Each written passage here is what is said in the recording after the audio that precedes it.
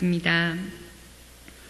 사랑의 하나님, 오늘 하루도 저희와 함께 해주시고 평안하게 하시니 감사합니다. 오늘도 주시는 말씀을 통해 하나님의 은혜를 기억하게 하시고 저희의 믿음을 회복시켜 주옵소서.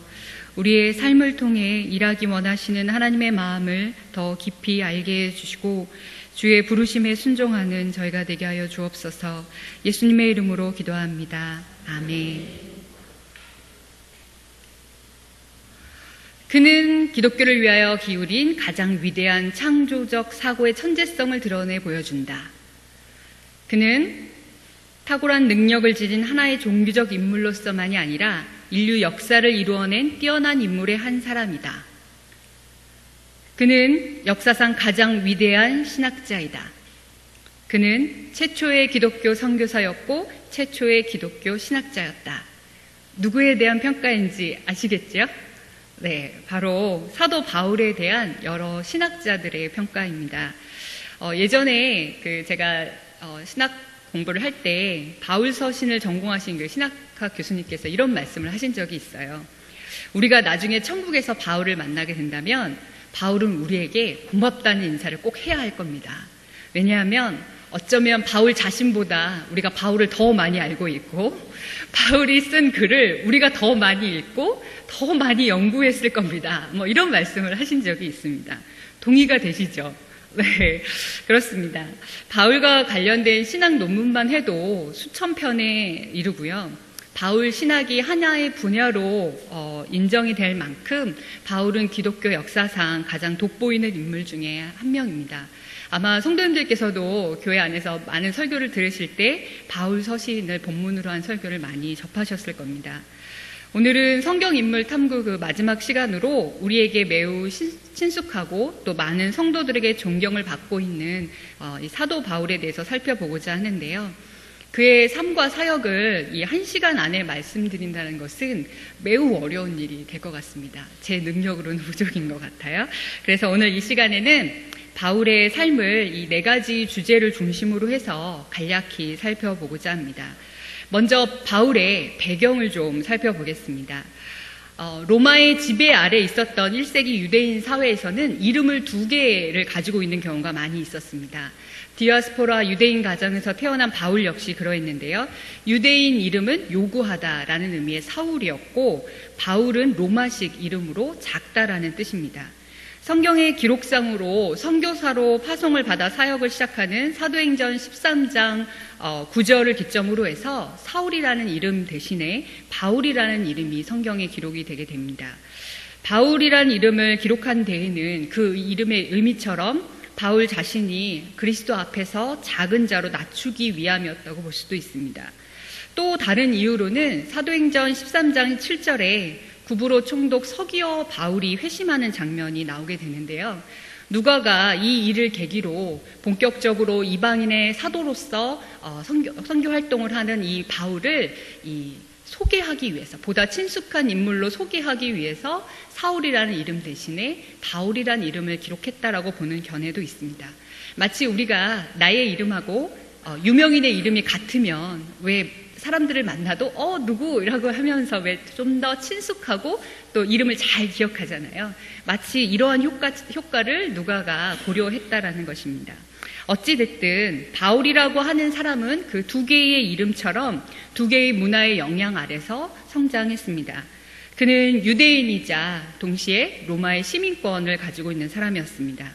그는 베냐민 지파의 사람이었고 바리새인 중에 바리새인으로 히브리 신앙의 엄격한 규율 안에서 성장했습니다. 그래서 난지 8해 만에 할례를 받았고 율법의 의로는 흠잡을 데가 없는 사람이었습니다. 어린 시절 그는 예루살렘에 가서 학식이 탁월한 스승 가말리알의 문화생으로 공부를 했고 또 조상들의 엄격한 율법에 따라 가르침을 받았습니다. 가말리엘은 당대의 석학으로 탈무드에서는 그를 솔로몬 다음 가는 현자라고 기록할 만큼 당대에 존경받는 그런 랍비였습니다. 바울은 그의 가르침 안에서 열렬한 바리새인으로 성장을 했고 또 부활과 천사 그리고 그 밖에 신앙의 근본적인 것들을 배우게 됨을 알 수 있습니다. 그러면서도 그는 동시에 헬라어를 할 줄 알았고 또 아람어도 할 수 있었던 것으로 보입니다. 그가 태어난 길르기아의 다소는 동서양의 문화가 교차하는 지리적 이점 때문에 일찍부터 철학과 학문이 발달했고 유명한 대학도 있었습니다. 이곳을 통해 헬라 문명이 활발하게 발달을 해서 많은 철학자들이 배출이 되었다고 해요. 그래서 이 다소를 소위 소아시아의 아테네라고 불렸다고 합니다. 바울은 헬라 문화와 철학이 발달한 이 도시에서 자라면서 아마도 좋은 교육을 받고 성장했을 것이라고 우리가 알 수 있습니다. 사울에 대한 기록이 시작되는 사도행전 7장 58절에 사울을 청년이라고 표현을 하는데요. 이때 청년을 의미하는 헬라어 단어가 네아니온이라는 단어인데 이 단어는 25세에서 40세 어간의 그 연령층을 말합니다. 그렇다면 당시 이 사울이 유대교 내에서 실력과 또 열심을 가진 그런 30세 전후의 젊은 지도층이었다라는 것을 우리가 짐작해 볼 수가 있습니다. 이처럼 장래가 촉망되는 청년 사울의 삶은 어떠했을까요? 그의 삶은 하나의 사건이 변곡점이 되어서 이전과는 전혀 다른 삶을 살게 됩니다. 그것은 바로 다메섹으로 가던 길에서 부활하신 예수님을 만난 일입니다. 이 사건을 우리 성경을 통해서 한번 같이 살펴보길 원합니다. 사도행전 9장 1절에서 9절 말씀을 한 절씩 교독하시겠습니다. 제가 먼저 읽겠습니다. 사울이 주의 제자들에 대하여 여전히 위협과 살기가 등등하여 대제사장에 가서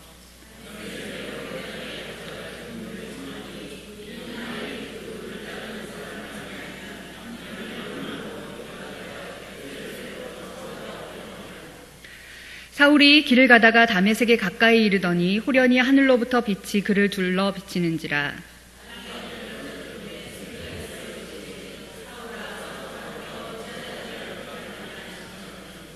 대답하되 주여 누구시니까? 이르시되 나는 내가 박해하는 예수라.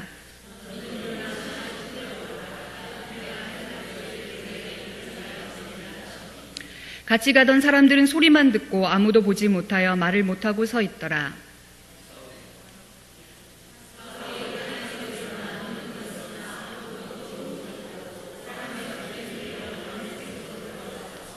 사흘 동안 보지 못하고 먹지도 마시지도 아니하니라. 아멘. 사울은 그리스도인들을 잡기 위해서 다메섹으로 가던 중에 하늘로부터 오는 큰 빛을 보고 땅에 엎드러집니다. 그때 사울아 사울아 내가 어찌하여 나를 박해하느냐 라는 음성을 듣게 됩니다. 이에 사울은 스데반의 죽음과 또 여러 그리스도인들이 죽음 가운데서도 그들의 신앙을 지키는 모습을 아마 떠올렸을지 모르겠습니다.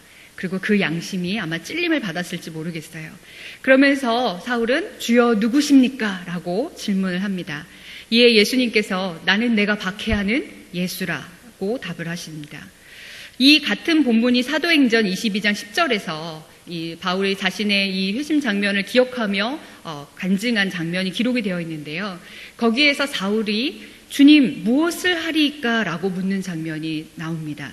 이에 예수님은 다메섹으로 들어가라. 내가 해야 할 모든 것을 거기서 누가 이르리라 라고 답하십니다. 사울의 완악했던 심령은 마침내 깨어지게 됩니다. 예수 믿는 자를 핍박하던 것이 하나님을 위한 것이라는 확고한 신념을 가졌던 이 사울이 자신의 신념이 잘못된 것임을 인정하게 되는 순간인 것입니다. 그리고 그는 3일 동안 앞이 보이지 않았고 아무것도 먹지 못했습니다. 이때 예수님은 사울에게 아나니아를 보내셨고 사울은 그를 통해 다시 눈을 뜨게 되고 또 세례를 받았습니다. 그리고 하나님의 영으로 충만했습니다. 이후 즉시 사울은 회당에서 예수가 하나님의 아들이심을 전파하게 됩니다. 아마 주변의 지인분들 중에 갑자기 다른 사람처럼 말을 하고 행동하면 사람이 죽을 때가 되면 변한다는데 오늘 왜 이래? 무슨 일이야? 하고 묻지 않으시겠습니까? 사울의 변화가 마치 이러했습니다. 사울의 변화는 그 당시 사람들에게 매우 놀라운 일이었고 예수님의 제자들에게조차도 자신들을 핍박하던 그 사울은 여전히 두려운 존재였고 그의 변화를 도무지 믿을 수가 없었습니다. 사울의 변화에 대한 사람들의 이러한 반응은 어찌 보면 너무나 당연한 것일지 모릅니다. 그가 그리스도인들에게 얼마큼 두려운 존재였는지를 보여주는 하나의 사건이 있습니다. 그것은 바로 무엇일까요? 스데반 집사의 죽음이었습니다. 스데반은 믿음과 성령이 충만한 사람이었습니다. 그가 구레네, 알렉산드리아, 길리기아, 아시아 등지에서 온 여러 디아스포라 유대인들과 함께 토론을 할 때 그의 지혜와 충만이 사람들을 놀라게 하고 사람들을 압도했다고 했습니다.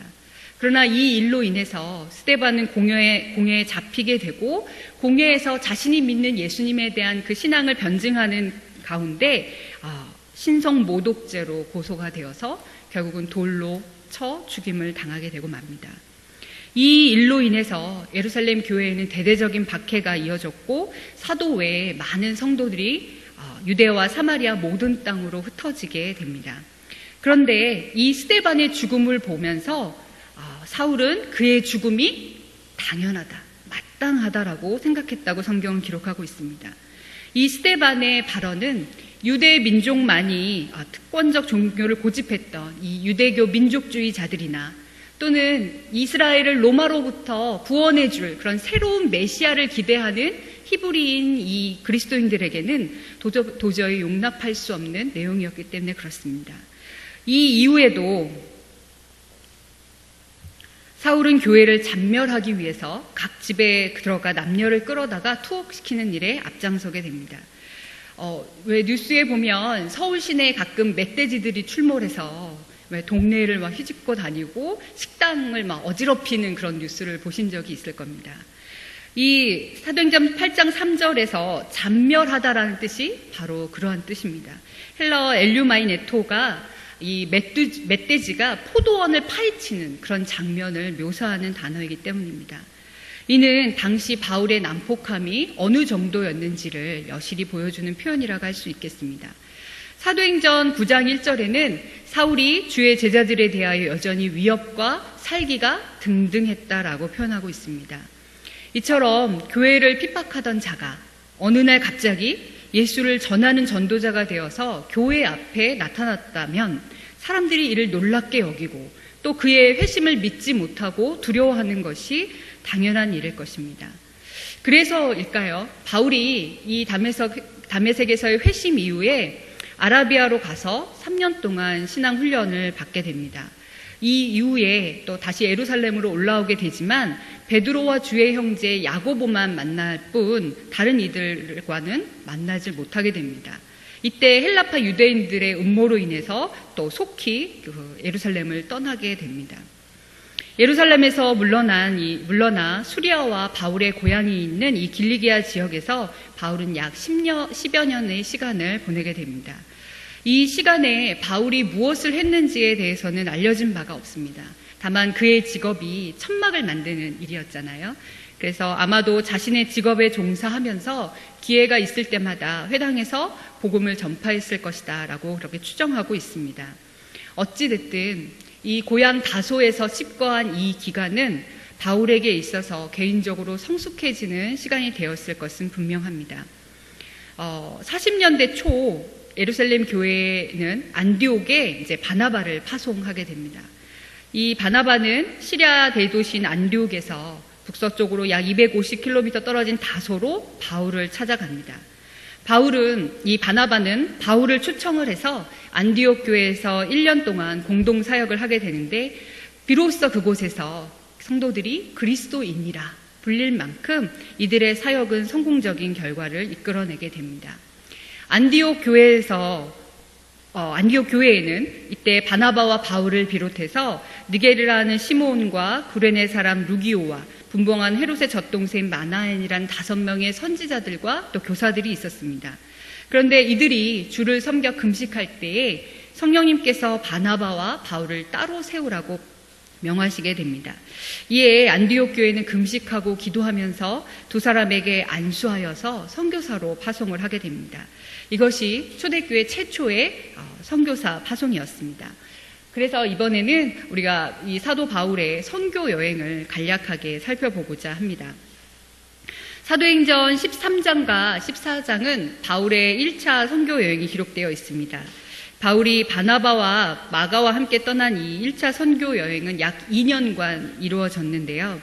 바울의 이동 경로를 지도를 통해서 살펴보겠습니다. 아마 성도님들 교재에도 있는데요. 좀 정확치 않아서 화면을 보시는 것이 아마 정확하실 것 같습니다. 바울 일행은 수리아 안디옥 교회에서 파송을 받게 됩니다. 그리고 항구 도시인 실루기아로 내려가서 배를 타고 이 구브로 섬 동쪽 끝 살라미에 도착을 해서 그곳의 회당에서 복음을 전하게 됩니다. 그리고 구브로 섬 끝쪽에 있는 바보에 도착을 해서 복음을 전하게 되는데요. 이때 회방하던 박수 엘루마가 소경이 되는 사건이 일어나게 됩니다. 그리고 구브로 총독인 서기오 바울이 복음을 듣고 회심하게 됩니다. 바보에서 이제 배를 타서 소아시아 남쪽의 해안 도시인 버가로 가게 되는데요. 이곳에서 마가 요한이 사역을 포기하고 예루살렘으로 돌아가게 됩니다. 그리고 버가에서 이제 내륙으로 더 들어가서 비시디아 안디옥에 이제 도착을 하게 되는데요. 역시 여기에서도 회당에 들어가서 바울이 이제 복음을 전하게 되는데 이때 많은 이방인들이 회심을 하게 됩니다. 그러나 유대인 유력자들의 이 방해와 선동으로 인해서 바울 일행은 이고니온으로 이동을 하게 됩니다. 그리고 이고니온 회당에서 복음을 전하지만 다시 유대인의 핍박을 받고 또 루스드라로 이동을 하게 되는데요. 이곳에서 안진뱅이를 일으키게 되고 이 사건으로 사람들이 바울 일행을 막 신처럼 섬기려고 합니다. 그래서 바울이 이를 굳고 만류하게 되죠. 여기에서 바울은 안디옥과 이고니온에서 이 바울 일행을 추적해온 유대인들에게 붙잡혀서 돌에 맞고 실신해서 성 밖에 버려지게 됩니다. 그러나 바울은 다시 일어나 성으로 들어갔고 다음 날 더베로 가서 복음을 전하고 왔던 길을 다시 돌아서 루스드라, 이고니안, 비시디아, 안디옥 등 자신이 전도했던 그 지역을 돌아보고 성도들을 굳게 합니다. 그리고 나서 소아시아 남부 항구 도시인 아탈리아에서 배를 타고 파송교회인 수리아의 안디옥으로 귀환을 하고 선교 보고하는 것으로서 제1차 선교 여행을 마치게 됩니다. 이 여행 경로에서 좀 놀라운 사실은요.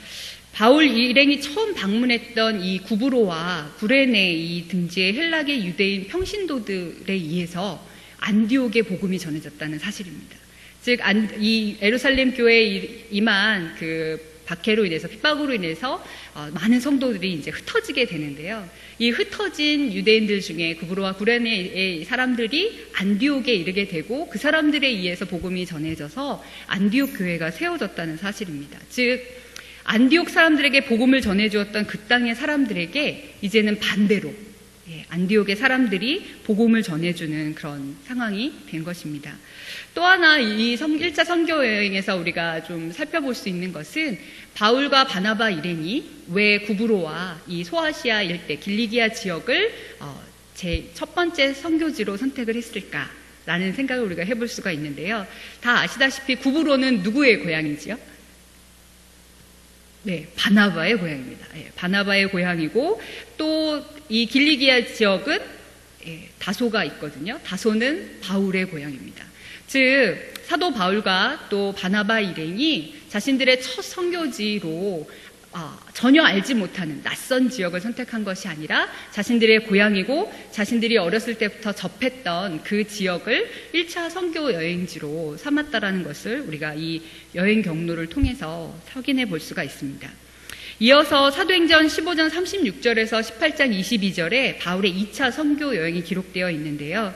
바울에게 복음을 듣고 세워진 이 이방 교회들이 여전히 연약하고 도움이 필요한 형편이었습니다. 이런 교회들을 돌보고 양육하기 위해서 바울은 신라를 대동하고 두 번째 선교 여행을 떠나게 됩니다.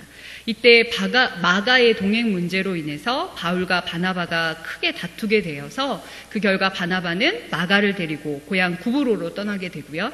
바울은 신라와 함께 수리아와 길리기아로 떠나게 됩니다. 이건 역시 지도를 통해서 같이 한번 살펴보시겠습니다.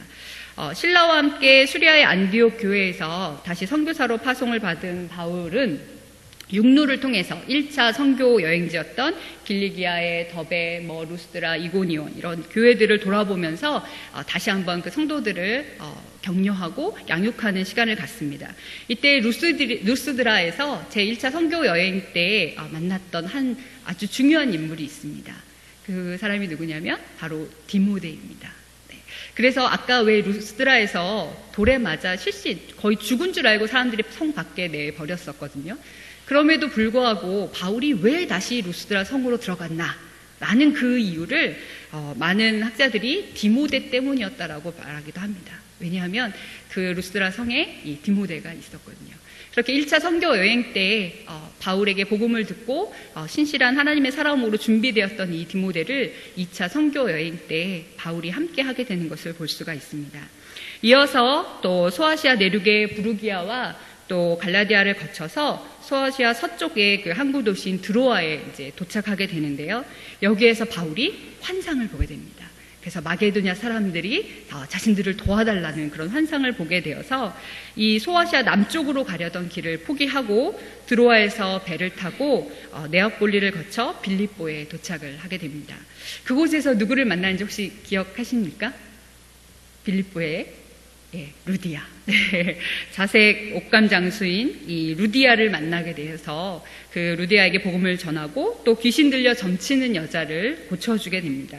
이 일로 감옥에 투옥되었다가 기적적으로 석방이 되고 감옥의 간수와 그의 가정이 구원을 받게 되죠. 이 빌립보를 거쳐서 암비볼리 또 아볼로니아를 거쳐서 데살로니아에 이제 도착을 하게 되는데요. 여기에서도 이방인들에게 복음을 전하게 되지만 유대인들이 방해를 하게 됩니다. 그래서 밤중에 베레아로 오게 되고요. 베레아에서도 성공적으로 복음을 전하게 되지만 이 데살로니가에서 쫓겨온 유대인들을 피해서 실라와 디모데만 남겨둔 채 바울은 아덴으로 향하게 됩니다. 이 아덴의 아레오바고 법정에서 철학자들과 변론하고 복음을 전한 뒤에 고린도에서 실라와 이 디모데와 합류를 하게 되고요. 브리스길라와 아굴라 부부의 도움을 받아서 18개월 동안 이 고린도에 체류를 하면서 전도를 하게 됩니다. 그리고 고린도에서 갱그리아를 거쳐서 에베소에 이르게 되고요. 그리고 에베소 교회에서 성도들과 문안을 하고 배를 타고 다시 가이사랴에 도착한 바울은 이 예루살렘을 거쳐서 안디옥으로 돌아오게 됩니다. 이것이 바울의 2차 선교 여행입니다. 이것이 한 3년에 걸쳐서 이루어진 이 여행이었는데요. 이 2차 선교 여행에 가장 큰 의의가 있다면 1차 선교 여행은 아시아 지역에 국한된 그런 선교 활동이었다면 이 2차 선교 여행은 아시아뿐만이 아니라 이제 유럽에까지 복음이 증거되었다는 점에서 의미가 있다고 하겠습니다. 그리고 나서 바울이 2차 이 선교 여행을 마치고 불과 몇 개월이 지나지 않아서 3차 선교 여행을 떠나게 됩니다. 이때 이 바울의 나이가 대략 52세 전후였다고 그렇게 추정이 되고 있는데요. 이 여행에서 바울은 거의 5년에 걸친 그런 여행을 하게 됩니다. 역시 그 경로를 지도를 통해서 살펴보겠습니다. 역시 안디옥 교회에서 이 바울이 다시 파송을 받아서 1, 2차 선교 여행지였던 소아시아의 갈라디아와 부르기아 지역을 여러 돌아다니면서 성도들을 돌보고서 또 에베소에 도착을 하게 됩니다. 에베소에 도착을 해서 회당에서 3개월 그리고 두란노에서 2년 동안 복음을 전하면서 말씀을 강론합니다. 이후에 에베소에서 마게도냐로 향해서 2차 선교 여행 때 개척한 교회들을 이제 방문을 하고 교제를 나눈 다음에 귀환을 위해서 빌립보에 가고 거기에서 이제 배를 타고 드로아에 도착을 해서 드로아에서 일주일간 체류하게 됩니다. 이때 밤중까지 설교를 듣다가 창가에서 졸다가 떨어져 죽은 한 청년이 있습니다. 기억하시나요? 유두고. 유두고를 바울이 다시 살리는 일이 바로 이 드로아에서 있었습니다. 이 드로아에서 배를 타고 이제 밀레도에 도착을 하게 되는데요. 밀레도에서 에베소 교회 장로들과 회의를 하고 위로한 뒤에 수리아의 두로에 도착을 하게 됩니다. 이 두로에서 돌레마에를 거쳐서 가이사랴에 도착한 바울은 이제 곧 자신이 붙잡힐 걸 알았지만 순교할 각오로 예루살렘에 이르러 야고보와 교회 장로들에게 선교 보고를 하게 됩니다. 이렇게 해서 바울의 5년여에 걸친 제3차 선교 여행이 마무리되게 됩니다. 그러나 이 예루살렘에 이미 올라갈 때 이 바울은 이미 알고 있었거든요. 하나님께서 알려주셔서 붙잡히게 될 것을 이미 알고 있었습니다. 하나님 말씀해 주신 대로 바울은 예루살렘에 귀환한 뒤에 바로 이제 유대인들에게 체포가 되게 됩니다. 그래서 가이사랴 빌립보에 이송이 되었다가 이제 황제에게 재판을 받기 위해서 로마로 향하게 됩니다. 로마서에 보면 이 바울이 로마 교회 성도들을 직접 만나기를 굉장히 간절히 바랬다라는 것을 우리가 알 수 있는데요. 그렇게 간절히 대면하길 원했던 로마를 향해서 바울이 죄수의 몸으로 떠나게 됩니다. 이곳에서 1차로 2년간 바울이 로마 옥중 생활을 하게 되는데요.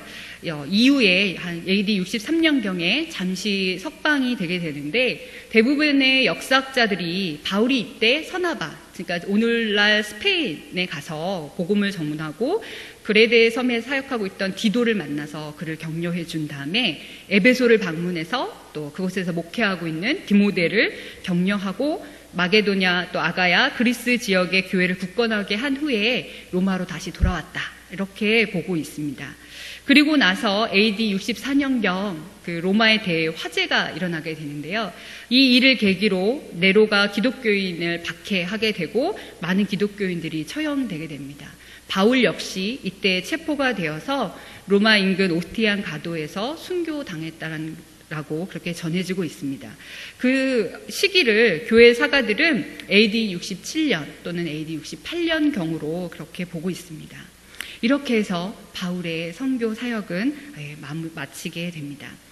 지금까지 살펴본 바울의 선교 이 여행을 통해서 우리가 그의 선교 활동의 특징을 몇 가지를 좀 찾아볼 수가 있습니다. 그 첫 번째는 그의 사역이 대도시 중심으로 이루어졌다는 사실입니다. 우리가 지금 이 도시들의 어떤 자세한 상황들을 제가 다 말씀을 드릴 수 없어서 좀 아쉽긴 하지만요. 몇 가지만 말씀을 드려보면 바울을 파송했던 교회가 어느 교회였죠? 바울을 선교사로 파송했던 교회. 네, 안디옥 교회. 예, 수리아의 안디옥 교회였습니다. 그런데 아까 지도에서 혹시 기억을 하실지 모르겠지만 이 수리아에 있는 이 안디옥이라는 곳이 동서양의 상업을 연결할 수 있는 그런 요충지였어요. 그래서 아래로는 이 팔레스타인, 그리고 건너는 바로 그리스가 있잖아요. 그리고 건너는 로마가 있지 않습니까? 즉, 이 이스라엘과 그리스와 로마를 연결해 줄 수 있는 그런 요충지에 위치하고 있는 도시였습니다. 그렇기 때문에 기독교를 로마 제국에 전파하는 데 있어서 최고의 전략적인 도시였던 것입니다. 그리고 3차 선교 활동의 중심지였던 에베소, 바울이 그곳에서 많은 활동을 하게 되는데요. 이 에베소는 아시아 지역의 수도였을 뿐만 아니라 그곳에는 유명한 아데미 신전이 잘 잡고 있었다고 해요. 그러니까 로마 제국의 종교적인 중심지였던 거죠.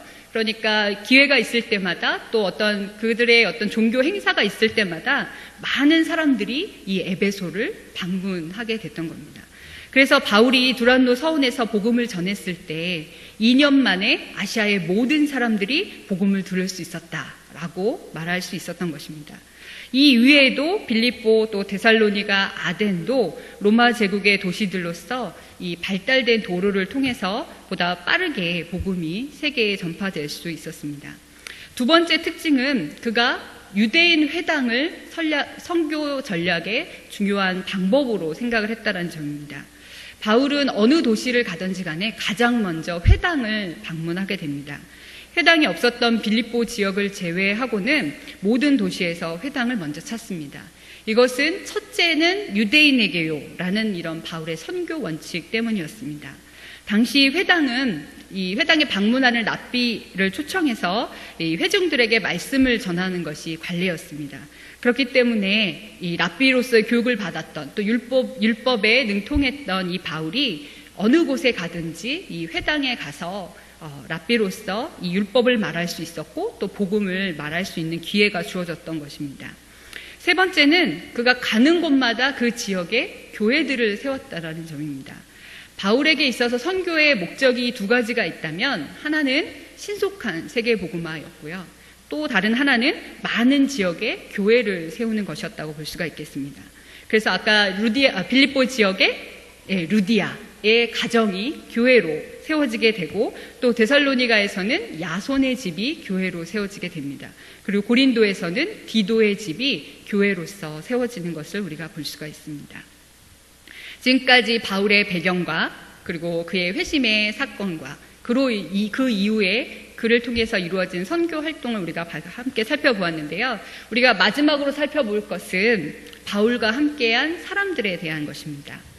제가 바울의 삶에서 굉장히 부러운 부분이 바로 이 부분입니다. 왜냐하면 바울에게는 그에게 자랑할 만한 많은 동역자들이 있었기 때문입니다. 로마서 16장에 보면 바울은 로마 교회 성도들에게 자신과 함께한 동역자들의 이름을 소개합니다. 무려 37명의 이름이 기록되어 있습니다. 제가 이거 밑줄 치면서 찾았습니다. 네, 처음 보는 이름도 있어요. 선생님들 나중에 혹시 기회가 되시면 한번 읽어보시기 바랍니다. 네, 정말 발음하기 어려운 사람들의 이름이 있더라고요. 그런데 그런 생각이 들었어요. 로마서 16장을 이렇게 쭉 보면서 바울이 이들의 이름을 한 사람 한 사람 떠올리면서 그들과 함께한 시간들을 회상하면서 얼마나 기쁘고 얼마나 행복했을까. 자신과 함께한 그 동역자들을 로마교회 성도들에게 자랑스럽게 소개하는 그 장면이 굉장히 부럽다는 생각을 하게 됐습니다. 바울은 결코 혼자가 아니었습니다. 그의 사역에는 늘 함께하는 동역자들이 있었습니다. 1차 선교 여행 때는 바나바와 마가가 함께 했고요. 2차 선교 여행 때는 실라와 디모데가 함께 했습니다. 그 외에도 누가, 가이오, 두기고, 디도, 아굴라, 브리스가 등 많은 동역자들이 그의 사역에 동참했습니다. 바울은 이들과 동행하면서 훈련이 더 필요한 곳은 그들에게 맡기고 또 다른 곳에 가서 복음을 전했습니다. 2차 여행 중에 누가는 빌립보 지역에서 또 실라와 디모데는 데살로니가 지역에서 남아서 사역을 감당한 것을 볼 수가 있습니다. 신학자 윌리엄 바클레이가 우리가 감당해야 할 하나의 의무는 바로 격려이다라는 말을 했습니다. 우리가 하나님의 일을 하면서 잊지 말아야 할 한 가지가 있다면 그것은 우리에게는 함께하는 동역자들이 있다는 사실입니다. 그래서 우리는 서로를 격려하고 또 존중해야 합니다. 때로는 생각이 다르고 뭔가 손발이 이렇게 잘 맞지 않는 사람들과 함께 해야 할 때가 있습니다. 그럴 때에도 내가 주의 부르심을 받고 이 자리에 있는 것처럼 그 사람 역시 하나님께서 부르신 그런 하나님의 사람이라는 것을 우리는 기억해야 합니다. 근데 물론 이게 말처럼 쉽지가 않은 것 같아요. 그죠? 머리로는 되는데 이게 실천이 잘 안 되는 것 같아요. 근데 다행이라고 해야 될까요? 이 위대한 선교사인 바울조차도 그 부분이 안 된 적이 있어요. 기억을 하시겠지만 이 마가와의 동행 문제로 바울과 바나바가 다투게 되죠. 근데 성경을 보면요, 그냥 다툰 게 아니라 심히 다퉜다고 그랬어요. 네, 어느 정도 다투면 심히 다투는 건지, 네, 저는 가늠을 잘 못하겠지만, 네, 성경에서 심히 다퉜다라고 기록할 만큼, 네, 나와 맞지 않는 사람, 나와 생각이 다른 사람, 뭔가 손발이 맞지 않는 사람들과 함께 일을 한다는 것은 이 사도 바울에게조차도 쉬운 일은 아니었던 것 같습니다. 그러나 그럼에도 불구하고 때로는 우리가 함께하기 어렵고 힘든 사람일지라도 우리는 서로를 동역자로 존중하고 또 격려해야 합니다. 우리 성도님들께는 어떤 분들이 동역자이신가요? 한번 머릿속에 떠올리는 사람이 있으시다면 네, 한번 생각해 보셨으면 좋겠습니다. 제가 누구이신지는 말씀드리지 않겠지만 제가 질문을 드리자마자 서로 이렇게 딱 눈빛 교환을 하신 분들이 계셨어요. 마음이 통하신 거죠. 네, 우리 성도님들께도 사도 바울처럼 다른 이들에게 자랑할 수 있는 그런 좋은 동역자들이 많이 있으시기를 진심으로 바랍니다. 네. 한편 바울에게는 이 동역자만 있었던 것은 아닙니다. 바울이 예수님을 만나고 다메섹 그 회당에 들어가 복음을 전하자 유대인 가운데 바울을 죽이고자 하는 무리가 생기게 됩니다. 그들 가운데 40여 명은 당을 지어서 바울을 죽이기 전에는 내가 먹지도 마시지도 않겠다, 이런 결의를 다지는 그런 결사대가 만들어집니다. 그리스도인들을 핍박하며 옥에 가두고 죽음에 이르게 했던 과거 자신과 같이 이제 예수님을 쫓아 예수의 복음을 전하는 사도 바울을 죽이려는 사람들이 있었던 것입니다. 바울은 선교 여행 중에 자신을 죽이려는 이들을 피해서 밤중에 광주리에 담겨서 성을 탈출하기도 하고요. 이들에게 도망치듯이 다른 곳으로 이동하기도 합니다. 또한 바울이 전한 복음과는 다른 복음, 즉 믿음으로 인한 구원이 아니라 율법의 행함으로 구원을 받을 수 있다는 이런 다른 가르침을 전하는 이들도 있었습니다. 갈라디아서에 보면 이런 다른 복음을 가르치는 사람들이, 유대인들이 갈라디아 교회에 와서 이 성도들에게 이러한 가르침을 막 이야기하고 여기에 많은 성도들이 동요가 된 그런 모습을 볼 수가 있습니다. 여기에 대해서 바울은 서신을 통해서 크게 책망하는 장면이 나옵니다. 이처럼 우리가 사역을 할 때 우리의 사역을 방해하고 괴롭히는 사람들이 있을 수 있습니다. 또는 잘못된 가르침으로 사람들을 혼란에 빠뜨리게 하는 사람도 있습니다. 우리는 이들에 대한 바울의 대처법을 참고할 필요가 있습니다. 내가 싸울 때와 피할 때가 언제인지를 분별하는 것이 필요합니다. 싸워야 할 때 싸워야 할 사람은 싸워야 해요. 그러나 피해야 할 때는 굳이 싸울 필요 없이 피해야 하는 지혜가 우리에게 필요한 것입니다. 지금 성도님들과 함께하는 그 동역자들, 사람들과 어떤 관계이신가요? 정말 마음이 통하는 그런 동역자의 관계이신가요? 아니면 불편하지만 어쩔 수 없이 함께하고 있는 동역자들이신가요? 아니면 겉으로 표현은 못해도 속에서 으르렁거리며 맞서고 계신가요? 어떠한 모습인지 한번 서로의 모습을 생각해 보실 수 있었으면 좋겠습니다. 이제 성경에서 바울을 어떻게 기록하고 있는지 우리가 간단히 살펴보도록 하겠습니다. 우선 첫 번째로 그는 택함받은 전도자였습니다. 사도행전 9장 15절에 하나님은 아나니아에게 사울에 대해서 이 사람은 내 이름을 이방인과 임금들과 이스라엘 자손들에게 전하기 위하여 택한 나의 그릇이라 라고 말씀하셨습니다. 이방인과 이스라엘에게 복음을 전하기 위해 택함 받은 사람, 그가 바로 바울이었던 것입니다. 특히 유대인만이 아니라 이방인에게도 복음을 전하기 위해 그는 부름을 받았습니다. 그래서 디모데전서 2장 7절에 보면 바울은 자신을 이방인의 스승이라고 표현하기도 합니다. 당시 이 초대교회에는 유대인과 이방인들이 섞여 있었습니다. 그리고 유대교와 기독교의 차이에 대한 그런 논쟁들이 계속되고 있는 상황이었습니다. 이처럼 서로 다른 인종, 또 문화, 언어, 종교 등이 충돌하던 이 시기에 앞서 살펴보았듯이 바울은 두 세계를 다 경험하고 그 두 세계를 이미 잘 알고 있는 사람이었습니다. 그러하기에 하나님께서는 그를 이방인을 위해서도 또 이스라엘 자손을 위해서도 사용하실 수 있었던 것입니다. 또한 바울은 최초의 선교사였습니다. 그는 성령의 부르심에 의해서 선교사로 세워졌고 또 성령의 인도하심을 따라 사역을 했습니다. 그의 선교 여행은 예수님의 마지막 명령, 곧 사도행전 1장 8절에 오직 성령이 너희에게 임하시면 너희가 권능을 받고 예루살렘과 온 유대와 사마리아와 땅끝까지 이르러 내 증인이 되리라. 예수님이 이 땅에 오신 것은 유대인들만을 위한 것이 아니었어요.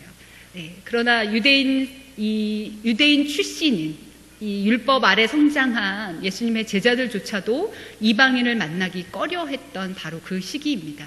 그러나 하나님께서는 이 복음을 땅끝까지 전파하시기 위해서 이 사도 바울을 세우셨고 이를 통해 이 사도행전 1장 8절의 말씀을 성취하셨음을 우리가 볼 수가 있습니다.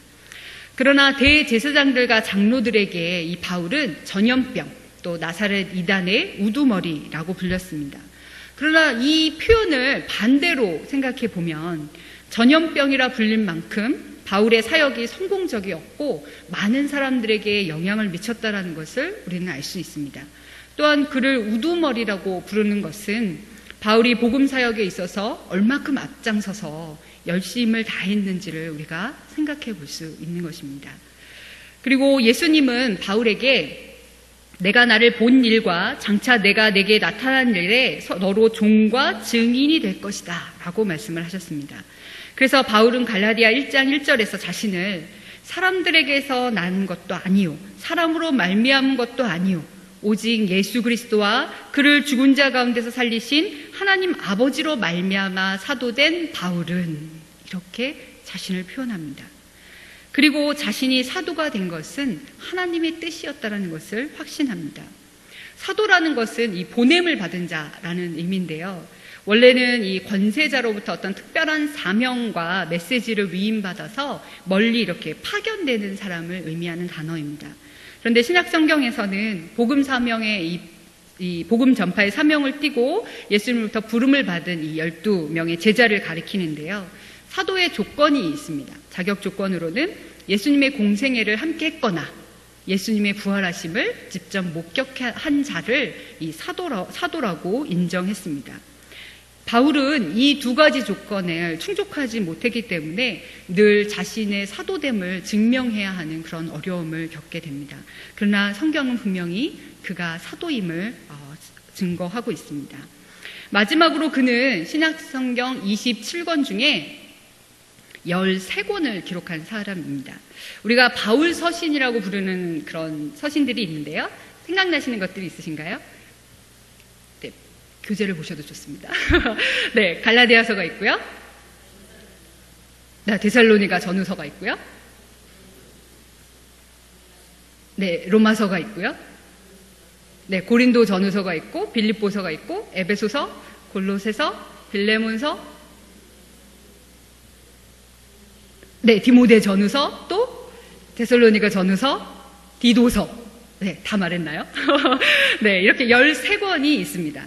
그런데 이 서신들이 바울의 기록이라는 증거를 어떻게 알 수 있느냐면 그 중에 하나의 어떤 근거가 뭐냐면 이 13권의 서신들에 공통적으로 바울의 인사말이 기록이 되어 있습니다. 이 서신들에 공통적으로 나오는 이 바울의 인사말은 은혜와 평강입니다. 나중에 혹 시간이 되시면 이 13권의 서신들의 1장의 앞구절만 한번 찾아보시기 바랍니다. 그러면 디모데 전후서만 은혜와 긍휼과 평강이 너에게 있을지어다 이렇게 기록이 되어 있고요. 나머지 11권에는 동일하게 은혜와 평강이 너에게 있을지어다 라고 이렇게 기록이 되어 있습니다. 사도 바울의 인사, 바로 이 은혜와 평강입니다. 우리 이 시간에 한번 서로에게 사도 바울처럼 한번 인사해 볼까요? 우리 은혜와 평강 한번 인사해 주십시오. 은혜와 평강. 네. 지금까지 우리가 바울의 삶을 살펴보았는데요. 바울의 삶을 한마디로 표현하면 변화인 것 같습니다. 다메섹 도상에서 부활하신 예수님을 만난 이후에 바울은 이전과는 전혀 다른 삶을 살게 됩니다. 우선 바울은 많은 것을 가진 사람이었어요. 그의 배경적인 것을 우리가 살펴보았지만 혈통으로도 그랬고 신분이나 지식, 능력에 있어서 그는 당대의 최고의 엘리트였고 또 장래가 촉망되는 그런 사람이었습니다. 그러나 부활하신 예수님을 만난 이후에 그는 자신이 가진 모든 것을 배설물이라고 말합니다. 빌립보서 3장 7절에서 8절에 보면 무엇이든지 내게 유익하던 것을 내가 그리스도를 위하여 다 해로 여길 뿐더러 또한 모든 것을 해로 여김은 내 주 그리스도 예수를 아는 지식이 가장 고상하기 때문이라. 내가 그를 위하여 모든 것을 잃어버리고 배설물로 여김은 그리스도를 얻고 라고 했습니다. 그는 자신이 자랑했던 모든 것보다 예수 그리스도를 믿는 그 믿음으로 의로움을 얻는 것이 더 소중하게 된 것입니다. 그래서 그는 우리가 가난한 자 같으나 많은 사람을 부유하게 하고 아무것도 없는 자 같으나 모든 것을 가진 자라고 말합니다. 우리가 무언가를 많이 가지고 있더라도 가장 소중한 것은 예수 그리스도를 믿는 그 믿음인 줄 믿습니다.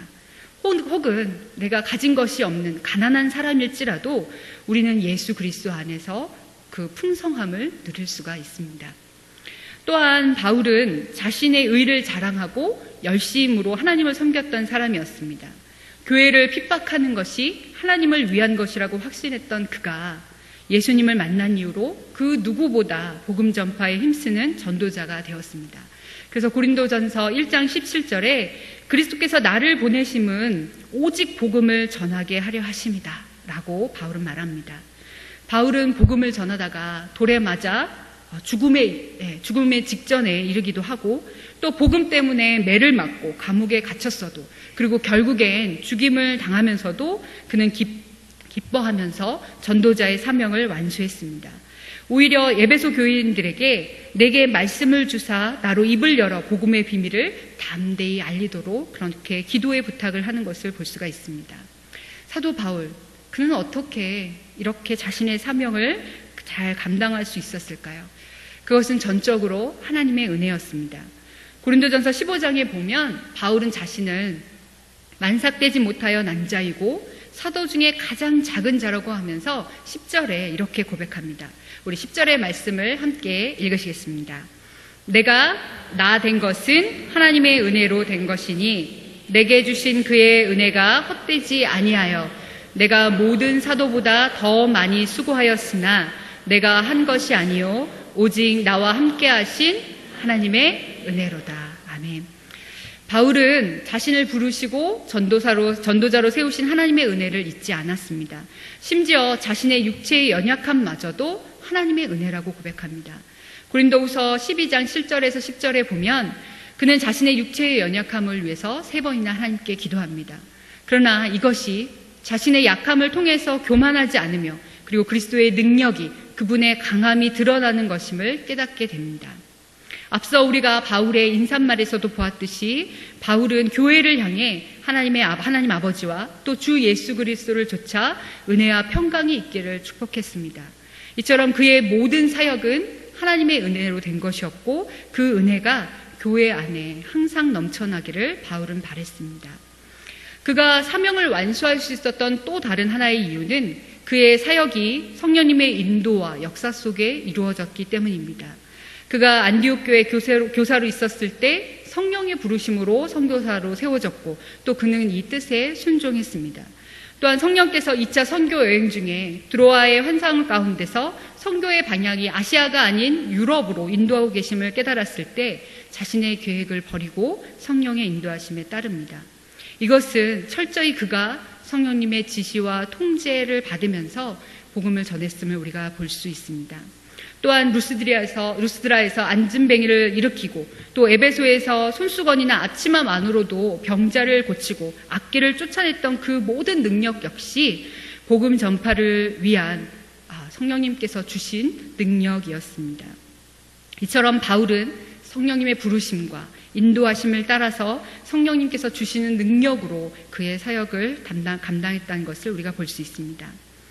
바울이 예수님을 만난 이후에 이처럼 변화했듯이 아마 성도님들께서도 예수님을 만나기 이전과 이후의 삶이 많이 다르실 겁니다.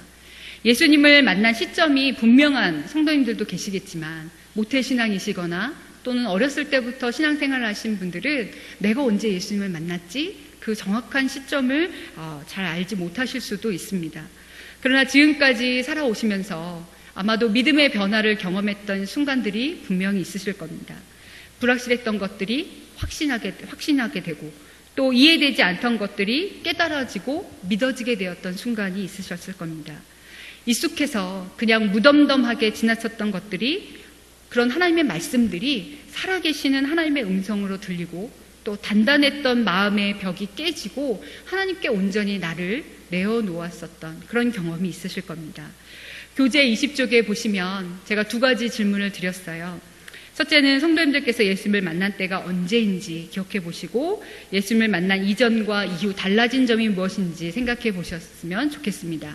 그리고 2번째는 나는 구원의 확신을 가지고 있는지 그리고 복음을 전하는 일에 얼마큼 힘쓰고 있는지 그리고 말씀에 순종하는 삶을 살고 있는지 우리 각자의 삶을 한번 평가해 보시기 바랍니다. 오늘은 댁에서 천천히 생각해 보시고 내가 예수님을 만났던 그 기쁨으로 충만했던 그때가 언제인지는 정확히 잘 모르지만 성도님들마다 다 다르시겠지만 그때를 꼭 떠올려 보시고 하나님을 만났던 내가 정말 예수님을 경험하고 정말 믿음으로 고백했던 그 순간 내가 느꼈었던 감정들, 생각들 또 하나님께서 주셨던 말씀들 그 모든 변화들을 한번 다시금 떠올리실 수 있는 그런 기회를 가지셨으면 좋겠습니다. 지난 3주 동안에 살펴본 이 성경의 새 인물들을 통해서 우리는 한 가지 사실을 깨닫게 됩니다. 우리를 부르신 분은 하나님이시고 또 우리를 사용하시는 분도 하나님이시며 또 우리에게 맡기신 사명을 감당할 수 있는 지혜와 능력을 주시는 분도 하나님이십니다. 그리고 우리의 수고와 헌신, 고난을 알고 계신 분도 하나님이시고 우리에게 상 주시는 분도 하나님이시라는 사실입니다. 그래서 우리가 바라보고 의지해야 할 분은 오직 하나님이신 줄 믿습니다. 하나님께서 우리 각자에게 맡겨진 사명을 온전히 감당하여 완수하기까지 오직 하나님만 바라보고 의지하는 우리가 되기를 소망합니다. 바울이 다메섹에서 부활하신 예수님을 만난 이후부터 죽는 그 순간까지 변함없이 하나님의 은혜를 찬양하면서 자신의 사명을 감당했던 것처럼 우리도 하나님께 받은 은혜를 잊지 않고 주님 앞에 서는 그날까지 믿음의 길을 걸어갈 수 있기를 소망합니다. 이스라엘의 첫 번째 왕 사울을 기억하시나요? 그는 겸손한 자였고 성령에 감동되어 예언을 했던 자였습니다. 그러나 그의 마지막은 하나님께 버림을 받고 또 스스로 자신의 목숨을 버렸습니다. 예수님의 제자였던 가룟 유다, 분명히 예수님의 부르심을 받았던 자였으나 3년 동안 예수님을 따르며 그의 가르침과 능력을 직접 눈으로 목격하고 경험했던 자였으나 그는 은선십에 예수님을 넘겨주는 삶을 살았습니다. 이처럼 성경에는 하나님께 선택받았고 또 하나님의 부르심을 받았지만 믿음의 경주를 완주하지 못하고 실패하는 이들의 모습을 우리에게 말씀해 주고 있습니다.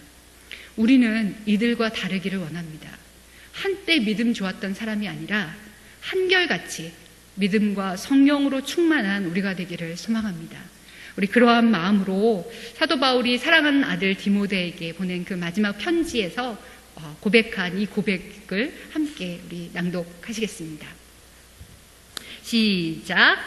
나는 선한 싸움을 싸우고 나의 달려갈 길을 마치고 믿음을 지켰으니 이제 후로는 나를 위하여 의의 면류관이 예비되었으므로 주 곧 의로우신 재판장이 그날에 내게 주실 것이며 내게만 아니라 주의 나타나심을 사모하는 모든 자에게 노니라. 아멘. 이 고백이 우리의 고백이 되기를 소망합니다. 이 시간 짧지만 우리 함께 기도하기를 원합니다. 하나님께서 우리 각자에게 맡겨주신 사역을 위해서 기도했으면 좋겠습니다. 여기에 계신 우리 성도님들은 교회의 직분자들이십니다. 오랫동안 교회에서 신앙생활을 하셨고 교회의 많은 일들을 감당하고 계신 분들입니다. 교사로, 구역장으로, 성가대원으로, 집사로, 권사로, 장로로, 또 교역자로 우리 각자에게 맡겨주신 이 직분을 하나님의 은혜로 또 성령의 능력으로 잘 감당할 수 있도록 자신을 위해서 기도했으면 좋겠습니다. 그리고 우리가 서로에게 좋은 동역자가 되기를 기도했으면 좋겠습니다. 나와 다르지만 나와 같이 하나님의 부르심을 받고 이 자리에 있는 우리 서로를 위해서 우리가 서로를 격려하면서 섬기면서 함께 걸어갈 수 있기를 우리 함께 기도하시겠습니다. 사랑의 하나님 감사합니다.